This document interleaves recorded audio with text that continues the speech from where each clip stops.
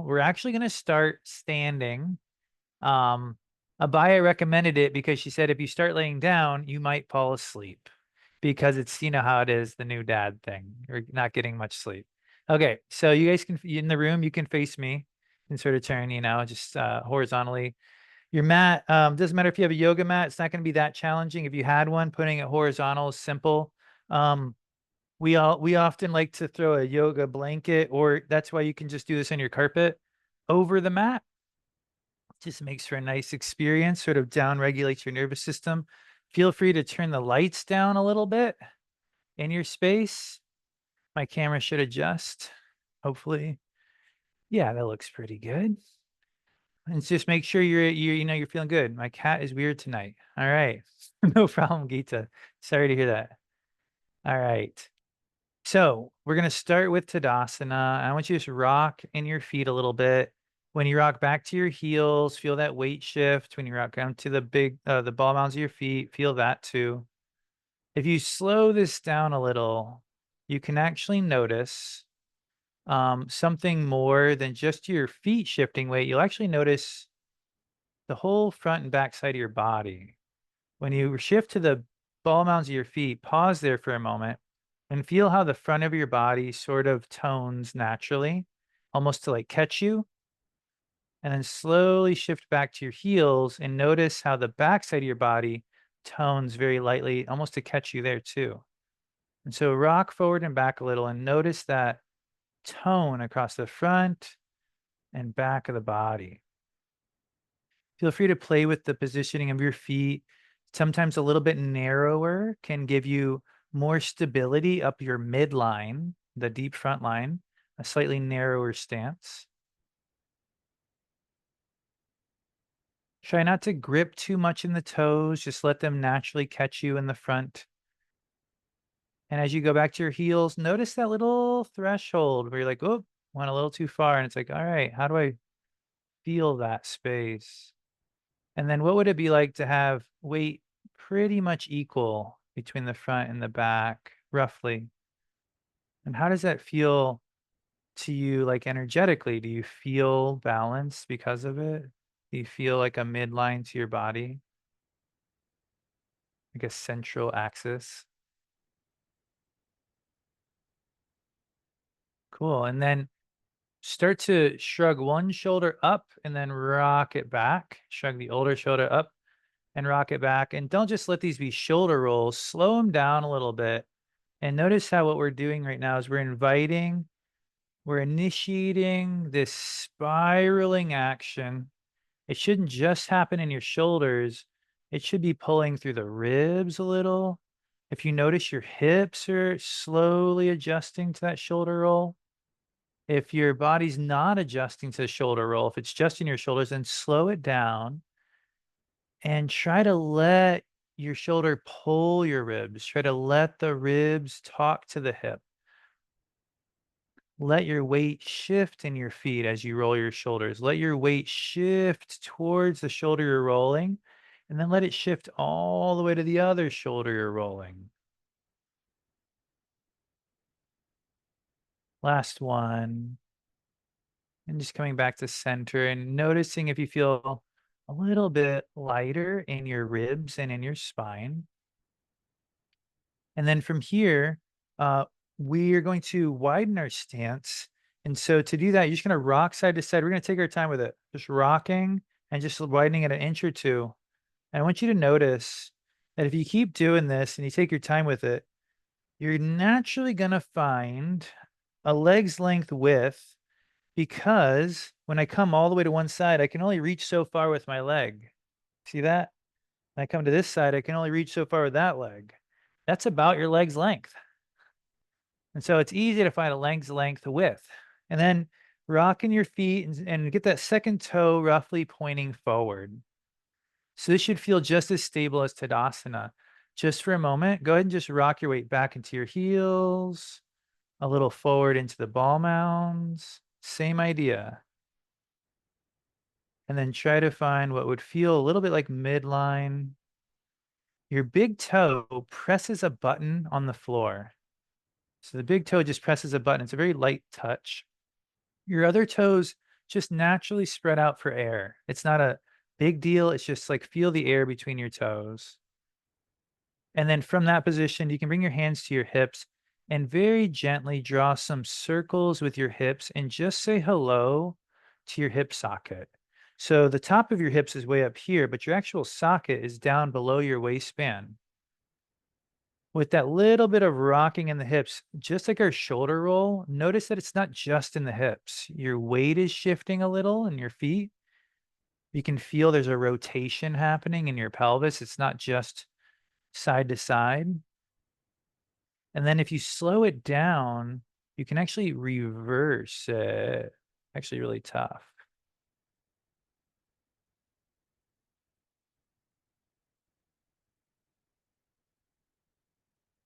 Hip socket. We generally just we sort of take it for granted because it's a strong socket. It's covered by a lot of ligaments and muscle, but buoyancy, lubrication in the hips goes a long way. All right. So then you can relax. We'll bring the I don't know exactly if it's mirroring, so I'm just gonna say my actual foot and you can move your foot that I'm saying, but it might not be mirroring, and I apologize for that. Lift your right foot up, turn the right foot out a little bit, or not a little bit, turn it out to 90 degrees, and then drop your right heel out a hair so that you're in heel to arch stance. And from here, just bend the knee, and there might be a natural urge to lengthen the stance a little bit. And so as I bend the knee, my foot is naturally lengthening out, it's sort of inching out because when you bend your knee, you want to hover over the ankle, not too far past the ankle. So now we have this nice lunge happening, and we're going to couple that with an easy spiral of the body. So you're going to take your left arm and you're going to sort of tick-tock it here as you bend the knee and then back as you straighten it. So we're just doing the bottom half of a circle. And just try to feel your body sort of moving holistically. As I come up, my arm reaches back. I look at my arm, that gets my neck into it, sort of following the arm. Notice what the other arm does. It probably goes opposite. So you have this nice little spiraling action happening. And then from that, next time you reach, you just sort of keep it going and you can finish the circle. So now you've got a nice spiral that's actually relating to your feet and your hips and your knees and your spine. And it's not just your shoulder socket doing some big circles. It's like your whole body's sort of working. Where's your breath at? Can you breathe through your nose here? And can you breathe a little slower than normal? Nothing too dramatic, just a little slower. The next time your arm reaches past your face, sort of like right around your head, pause there for a moment. Just an easy sort of, you might call this like a very gentle, very buoyant lateral angle posture, Atthita Parshva Konasana. I have somewhat of a straight line from the foot through the hip, through the shoulder, through the arm.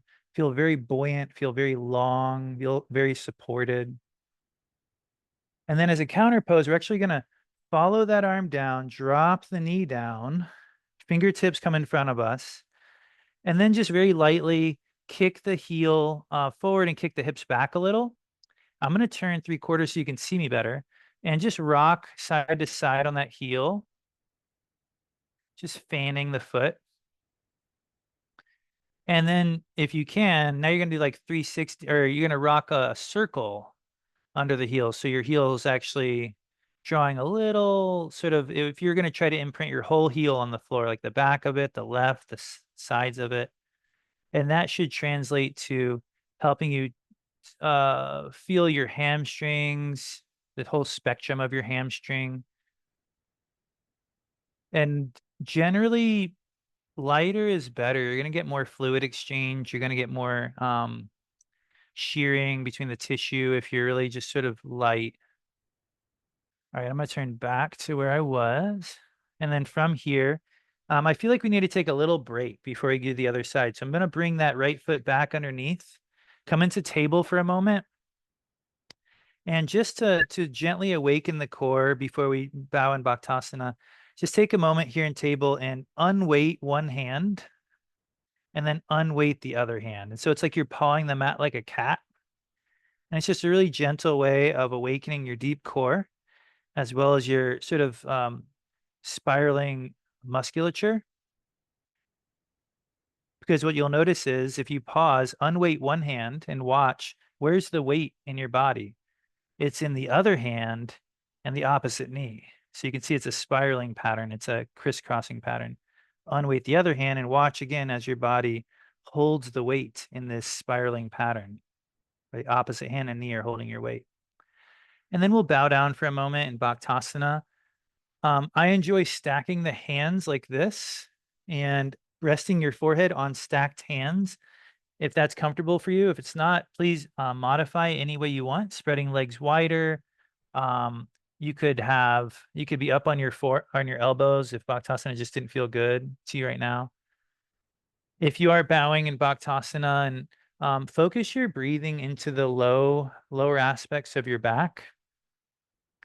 This will help your diaphragm have a more thorough engagement, which leads to more efficient breathing and a better oxygen exchange.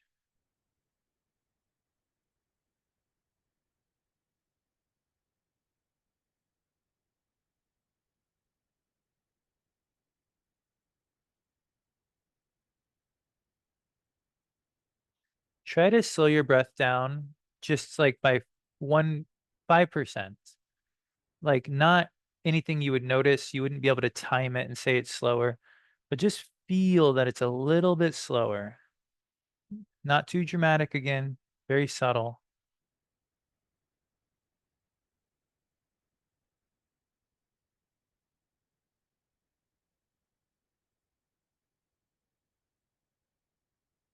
The hardest thing about breathing well is breathing well. It's like we always want to do something to our breath, but just breathing with quality is really profound. So just breathing with quality right now, like feeling your breath through your nose, being there for it, and feeling like it's a quality breath, like as if you were, as Patanjali says, like pouring melted ghee from a teapot. Your breath should be that smooth.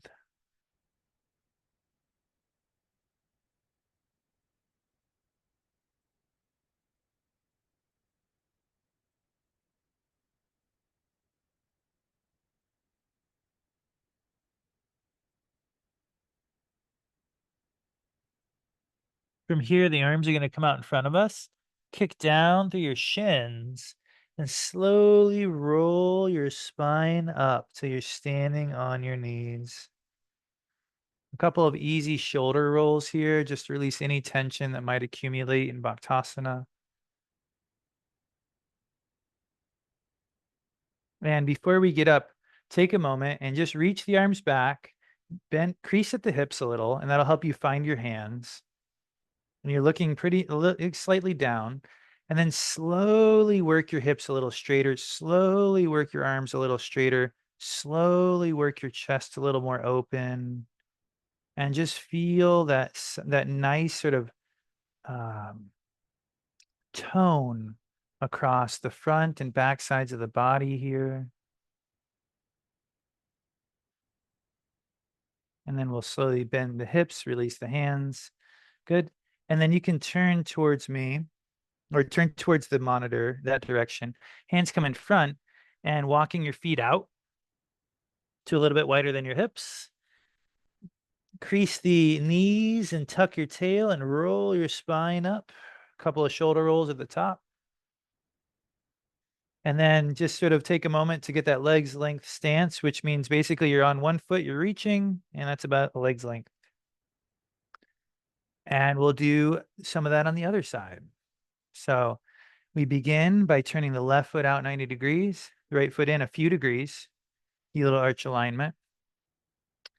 As you bend the knee, you want to stay buoyant. So you're staying lifted. Of course, I could bend it really far and not be buoyant, but you just sort of notice my knee goes past my ankle pretty easily. So I'm just going to walk that foot out.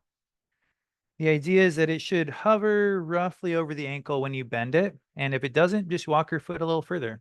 So Ken, you'd probably enjoy a little bit wider stance, but that's totally up to you. All right. So from there, if you remember from last time, we sort of tick-tocked our hands. So we have our right hand here, We're going to draw that half circle, and then we draw it back. And the goal here is to take your time and try to feel that the hand is related to the shoulder is drawing across the back. The core musculature of this posture is pulling at the hip. But this isn't just happening in our shoulder socket. This is a full body event.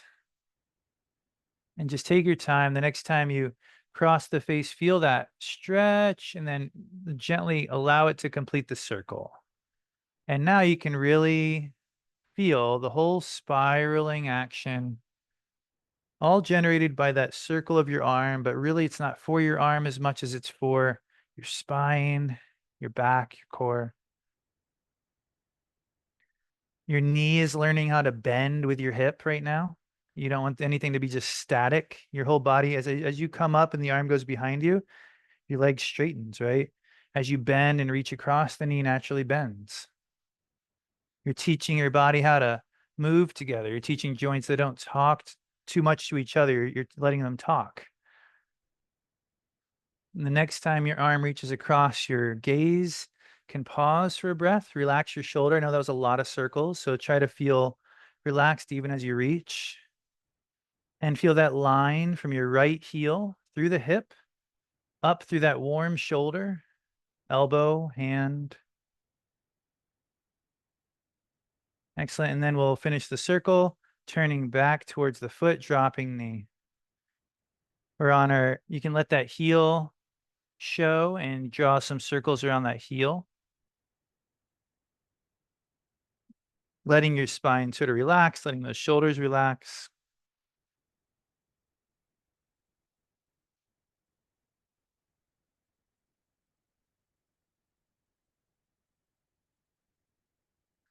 Drawing that circle with your heel as if you're trying to print the whole thing on the mat, or at least the whole sort of back edge. Right. And then from here, we're going to draw that knee underneath us. We're coming back into the hands and knees that we were in just a moment ago. All right, so the toes are tucked under. And from here, take one full exhale and feel the tone, feel the abdominals naturally draw in towards the spine.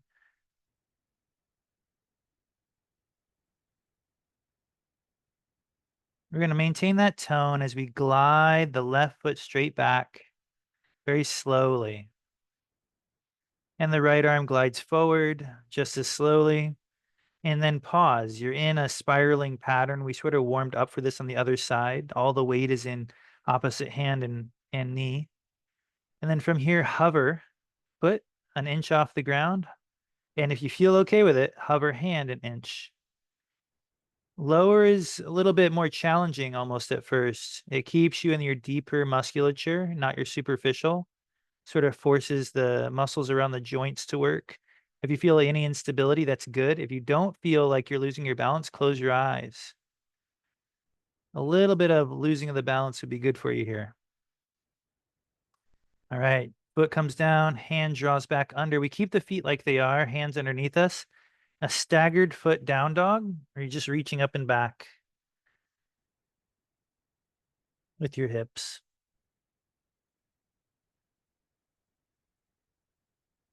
Pause, just sort of let that inversion do its thing. We all need a few more minutes of inversion a day.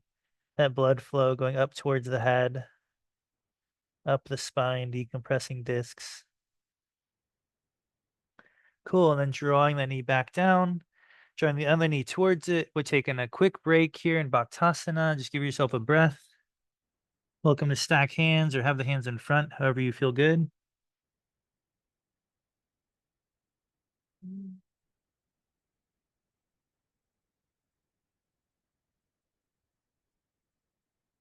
Coming out of Bhaktasana, making it into something that benefits your spine. As you press down through the shins, gently draw on the mat with your fingertips like you're a cat clawing the mat or this blanket. You're going to roll up your spine. When you get to the top, couple of shoulder rolls, make sure there's no tension in your shoulders. Before we finish the other side, similar to last time, crease the hips, hands come behind your back, interlacing fingertips, and then really slowly pressing down through the knees as you extend the hips and reach the arms away from the back. Try not to splay your ribs. You want to feel this is providing tone to the front of the body rather than just laying into some back bend. Awesome. And that's going to get us ready to do. You can crease the hips, relax the arms, roll your shoulders one more time. The other side of this. Back in table. You're welcome to tuck the toes. And before we go into this other side, with toes tucked, hover knees without really leaving the ground. Unweight your knees. Like your knees might leave the ground by a millimeter. Just getting all that tone, and then release the weight of the knees back into the mat. Right foot draws back slowly. Find your balance. Left hand draws forward slowly. Right foot hovers an inch. Left hand hovers an inch. Close your eyes if you'd like to work, if you'd like to challenge your balance. If you're already challenged, that's awesome. You found it.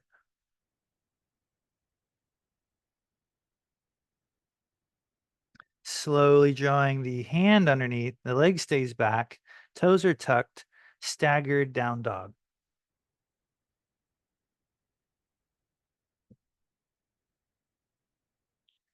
Turn your head side to side. Feel the hands pressing one direction and the hips lifting opposite them. Feel your spine long, decompressed.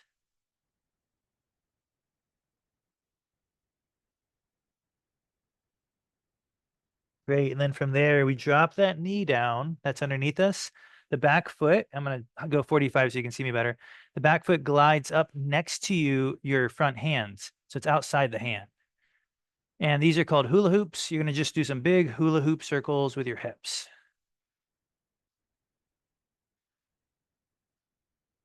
Reverse direction. The point here is not so much stretch as it is glide and letting layers of tissue sort of learn how to slide over each other instead of stick. The left hand stays down. The right arm, similar to what we did before, the right arm reaches up and it's going to provide a nice spiraling action. Just draw the first half of that circle a couple times, maybe just like the first quarter of it, just tick-tocking and just feeling where the beneficial aspect of that circle is as the hips glide forward. The next time the arms reach back, you can just pause and let your elbows soften, let your neck soften, sort of feel that beautiful atlas sort of shape, like you're holding a big globe on your shoulder effortlessly. When the hand will come down, we're going to press the hands underneath us. Back toes are tucked under. Bring that foot back to meet the others. You're in a sort of a quarter plank here. And then you can just gently press the knees away from the mat and feel the tone across the front of your body. And then slowly bring the knees back down. Let the hips hover back over the knees to give your body a break. And we'll do that one more time. You're welcome to stay here with the knees down or pressing through the hands. Let the knees hover weightlessly over the mat. Knees come back down, hips come back. We glide the left foot up next to outside the left hand and some big circles with your hips. Nice big fluid, graceful circles, breaking up all the crystallization that sticks to our hips because we're in so many different seats throughout our day. There's really no avoiding it.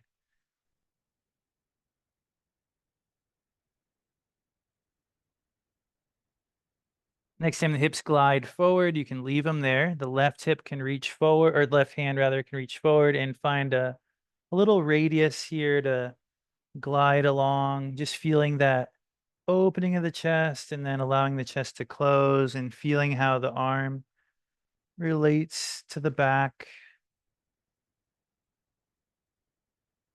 Pause there in a beneficial angle. Try to help your arm be soft, your neck be soft. Notice that soft doesn't mean off. Soft just means fluid. It means spacious. You can still have a ton of strength and ton of support and have the body be very supple. Slowly facing the mat again. Leg glides back, pressing back just for a moment to Bhaktasana. From Bhaktasana, you might have to look at me for this one and then you can relax again. The hands are in front and you're actually going to turn them in towards each other so that the backs of your knuckles, so you're going to be like this. And that'll just give your wrists a little break. So it's like the fingertips are all pointing towards me and it just bends the wrist the other way. It's nothing too fancy.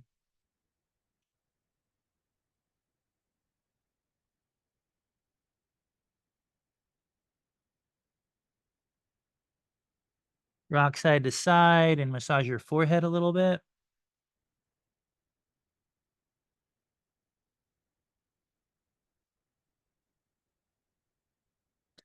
And we'll sit up on our heels, bringing the feet out in front.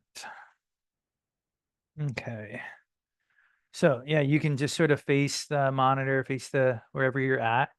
Um, a supported Paripurna boat pose with a little bit more organicness to it than you might be used to. I'll go 30, 45 degrees so you can see me better.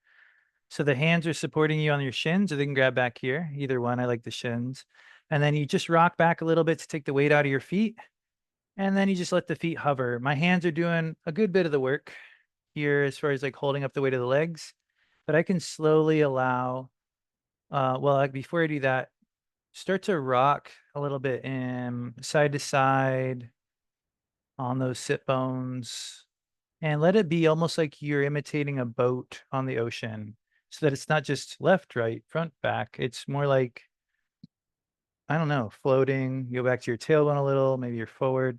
And then try to soften the grip of your hands and keep your heart lifting. Just keep saying hello to that deep core.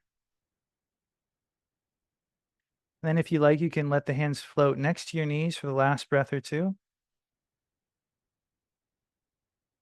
And then from here, we're going to glide the legs forward, keeping the knees pretty bent.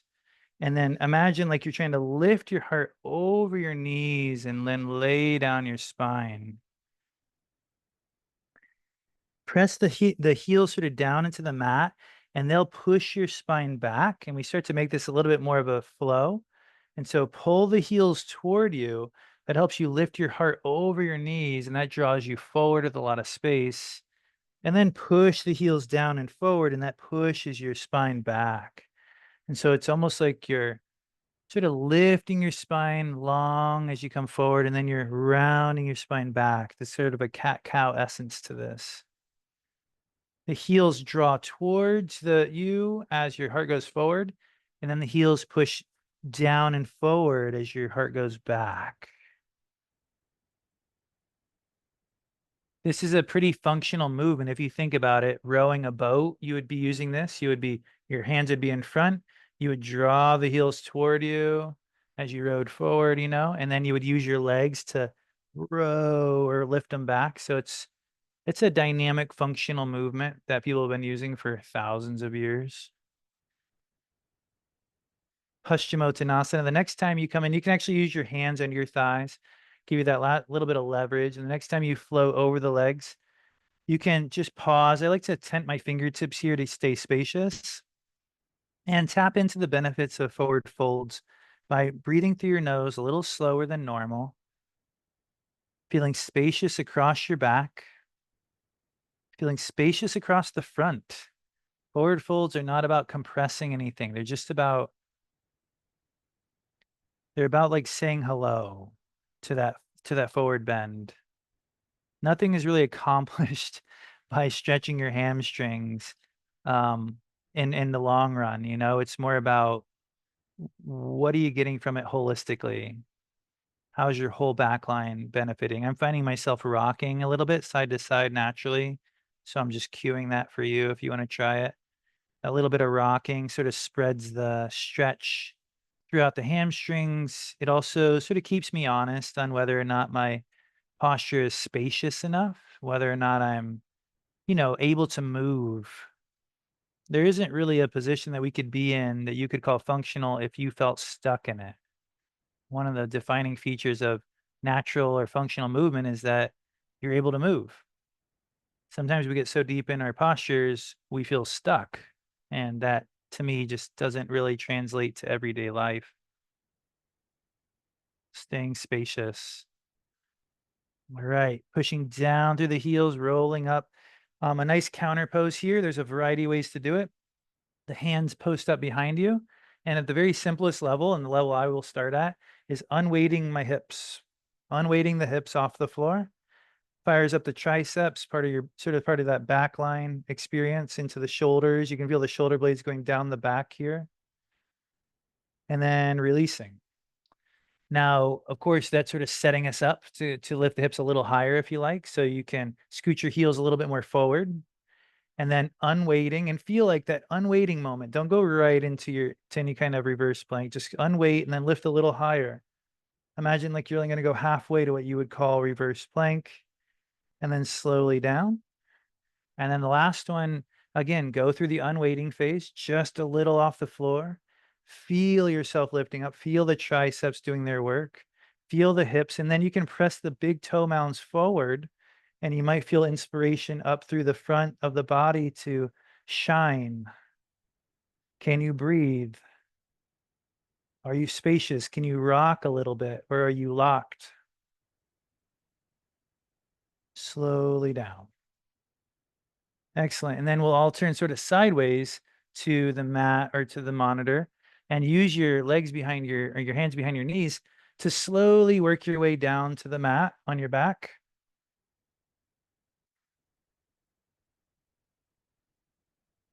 We'll keep the feet planted just for a moment. Just let yourself TP the knees together. Hands can rest over your navel. Lengthen the back of the neck. Make sure it feels long and supported. And again, come back to your breath, breathing a little slower through the nose than you might normally.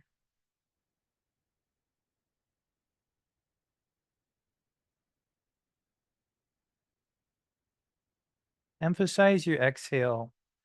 Make it just half a second longer than normal. Don't ever feel like any stress or any sort of feeling of like I can't breathe. That's never beneficial. But a little bit longer exhale has been shown to be pretty beneficial for almost everyone, as it seems to be the missing component for most of us in healthy breathing.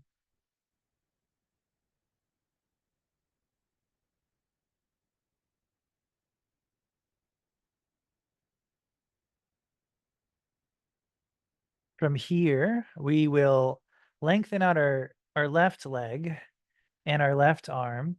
The right foot will press down to gently propel you onto your side. I'm going to move my mic. And we've been working with the side of our body a lot today with spirals. So just sort of enjoy that little side body massage. And then let that side body roll take you all the way over to your belly. Stack hands like we've been doing with the forehead on top.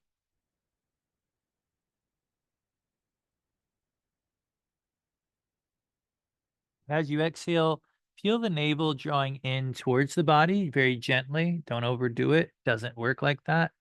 But feel the inward draw of your navel as you exhale. And as you inhale, feel the natural, gentle ballooning action of the stomach pressing in towards the floor. Nothing dramatic, promise, doesn't work like that. Keep it gentle, but nonetheless, notice these two qualities. Exhale, drawing the navel away from the floor slightly. Inhale, the gentle ballooning pressure into the floor.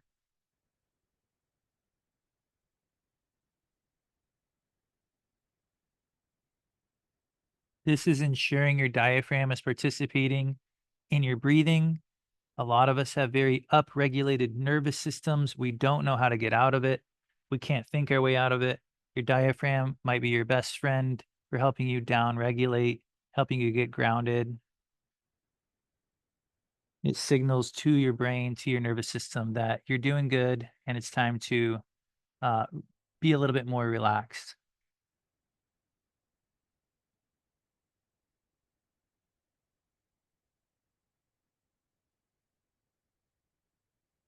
So with every gentle ballooning of that belly into the floor, it's almost like you're pressing a button in your body that is saying like down regulate.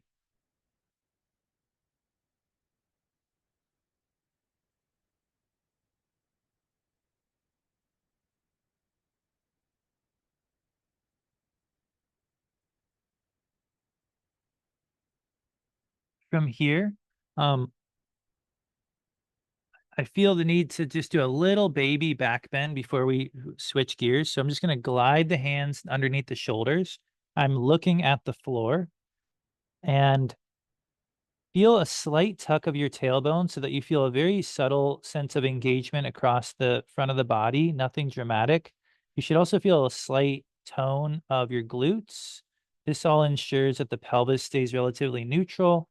And then simply imagine, almost imagine like levitating like an inch, your heart off the floor. Your feet can stay down and slightly tuck the chin just to keep the neck in alignment. And we're just trying to stay warm on the back side of the body here, trying to keep the heart open. And then we'll come down. Left arm extends. The right hand pushes through the mat to bring you back to your side body. You're welcome to play there for just a moment, massaging. And then we're back onto our back. Go ahead and draw the feet in, TP the knees, bring your hands back to the navel. And once again, imagine that simply by breathing into your hands here,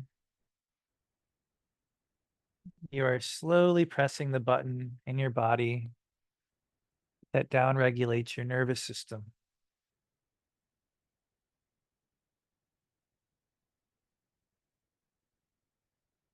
What's funny about that is for a lot of people who are upregulated, like me, people that are really like do, doozers, you might be like, oh, well, I really want to press that button. I want to press it, which is obviously you can hear there's something missing from that. So you have to even press the button in a relaxed way.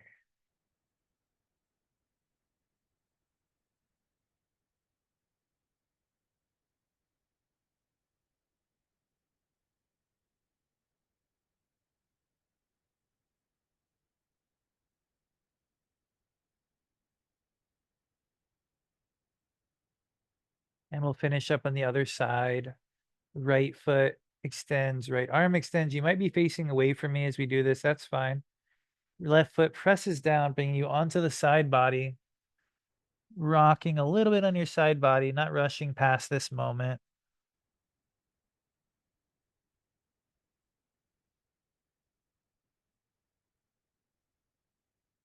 And our last couple breaths here as we rock onto the belly. One more time, stacking hands and pressing that relax button with the navel into the floor.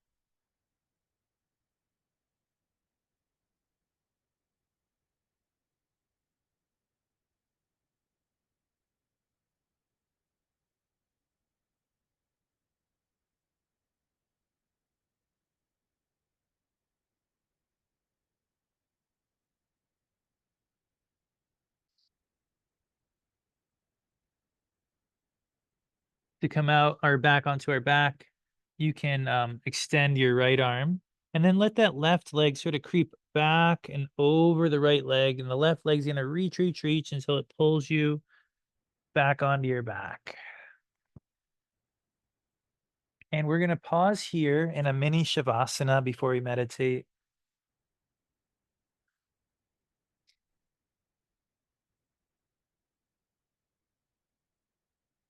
Again, bring your awareness down to that navel area. And just by bringing your awareness there, you will naturally breathe a little bit deeper.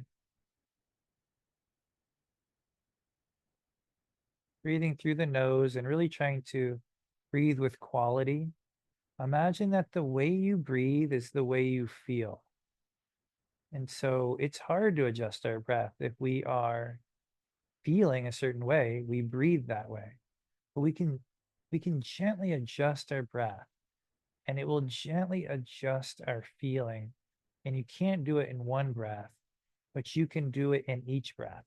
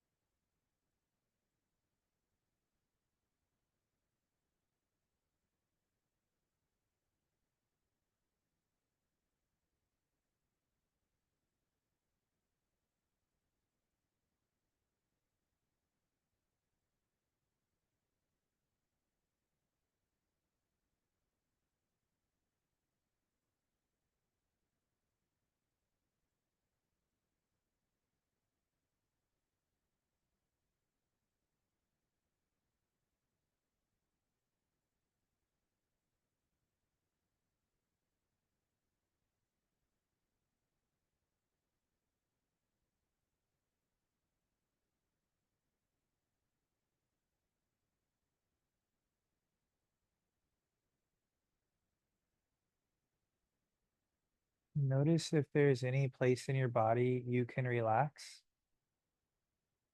Bring your attention to your feet, your calves.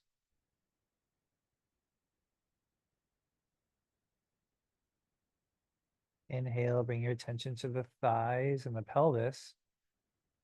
As you exhale, try to relax the thighs and the pelvis.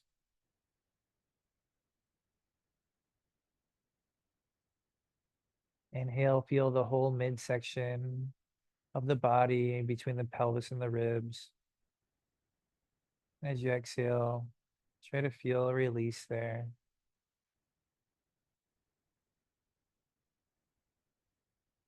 Your next inhale, feel the rib cage, the chest.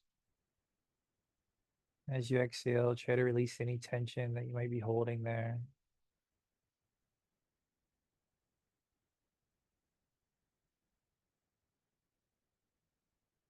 The next time you inhale, feel the shoulders and the arms. And let your exhale dissolve any holding.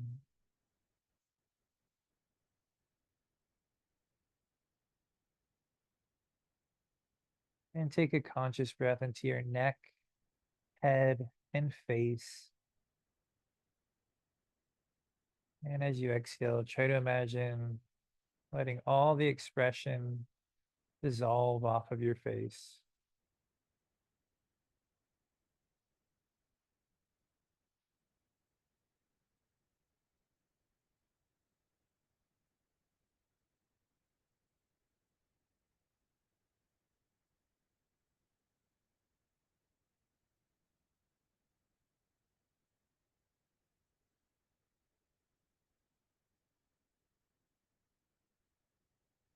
Experiment for this last minute or two with letting your exhales take you all the way to an experience of stillness and just really reveling in that moment, and let the breath inhale come back to you without any effort.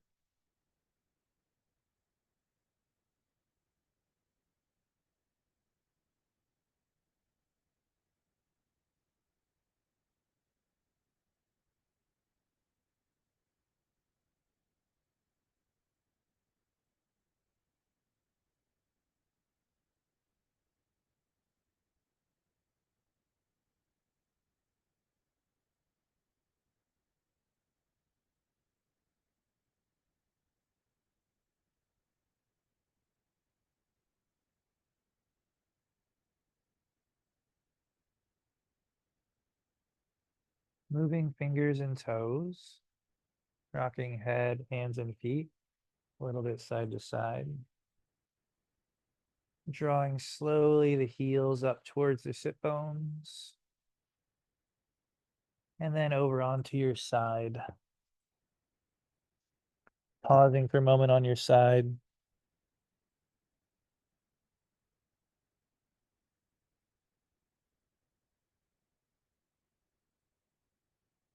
And then pressing down, kicking the leg, helping yourself up. And taking a minute to find a comfortable way to sit for meditation.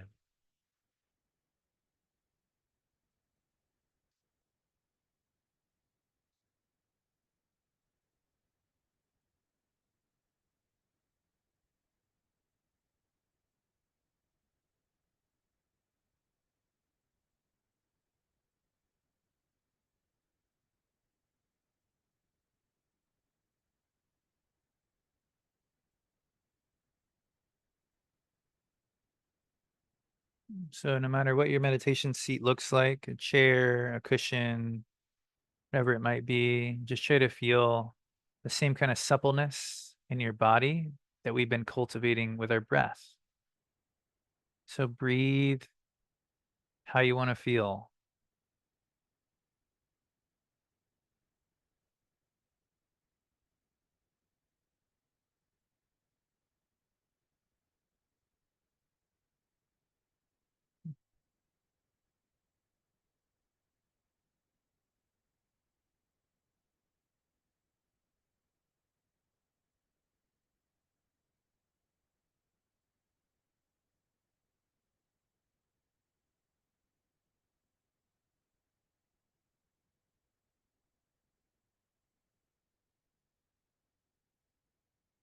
So as your seat, settles in, it's probably a little bit easier to find your seat after a full class. Your breath is right there. It's a tool now. Instead of it being like something foreign, it feels like intimately connected to you. It's easier to work with. And so breathe very steadily and breathe very smoothly and feel how the way you're breathing affects the way you feel, both physically, but also the way you feel in your heart, the way you feel energetically.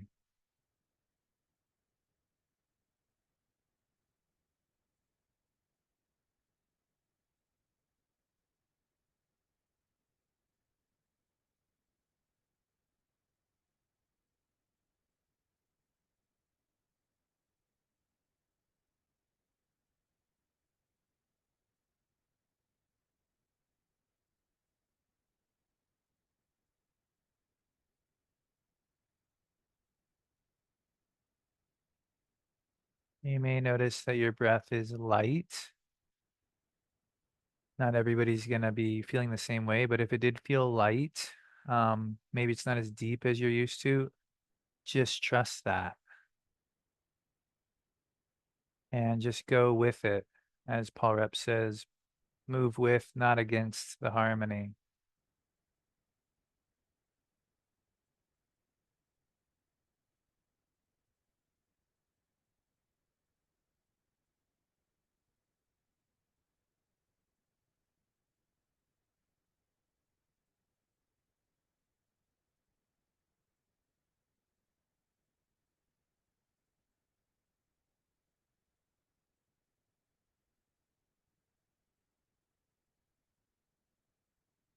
You can bring the mantra hum to the inhale, sa to the exhale. Notice, similar to the breath, repeat the mantra with quality. Repeat the mantra in a way that will relate to how you want to feel. If you repeat it sincerely, you'll feel it sincerely.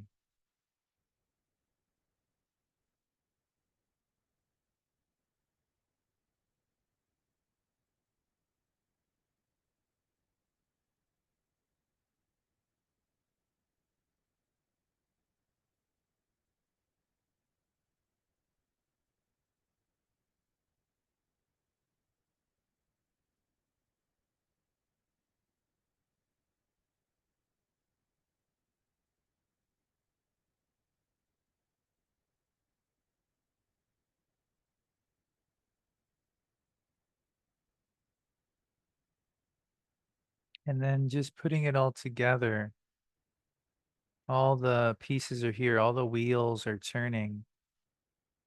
The energy that it takes to keep a wheel turning is much different than the energy it takes to start a wheel turning. And so keeping these wheels turning is very gentle. It's almost effortless.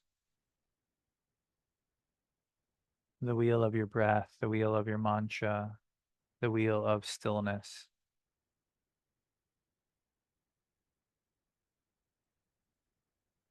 That effortlessness allows your mind to relax if you let it.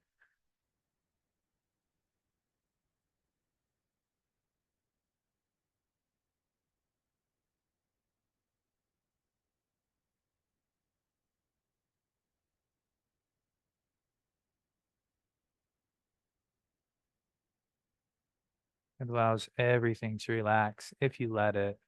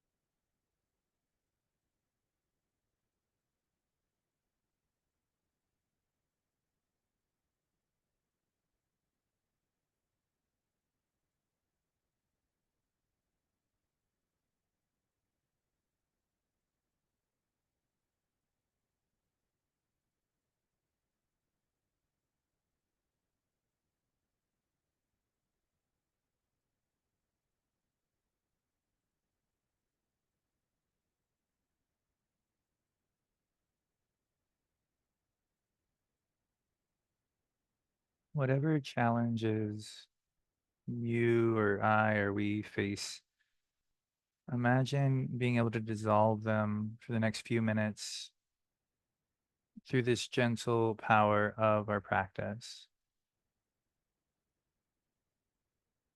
Let yourself be completely present and feel completely free for just a few minutes by focusing the entirety of your awareness on your breath and your heart and your mantra. It doesn't mean you have to be willful, it just means you have to be totally into it.